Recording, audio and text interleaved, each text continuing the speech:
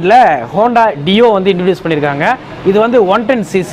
இந்த வண்டியை பற்றி சொல்லணும் அப்படின்னா இன்றைக்கி இருக்க யூத் ஜென்ரேஷன், அதாவது நல்ல ஒரு ஸ்போர்ட்டிவாக ஒரு பைக் வந்து எடுக்கணும் அப்படின்னு சொல்லிட்டு ஜென்ஸ் நினச்சாலும் சரி, இல்லை லேடிஸ் நினச்சாலும் சரி, அவங்க எடுக்கக்கூடிய பைக்கு தான் இந்த ஹோண்டா டியோ அப்படின்னு சொல்லுவோம்.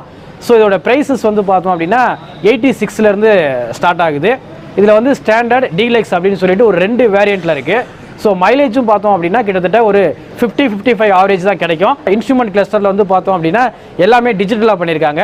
ஸோ 1 by 1 நம்ம கேட்டு தெரிஞ்சுக்கலாம். சார் இருக்காங்க, தெரிஞ்சுக்கலாம். வாங்க சார்.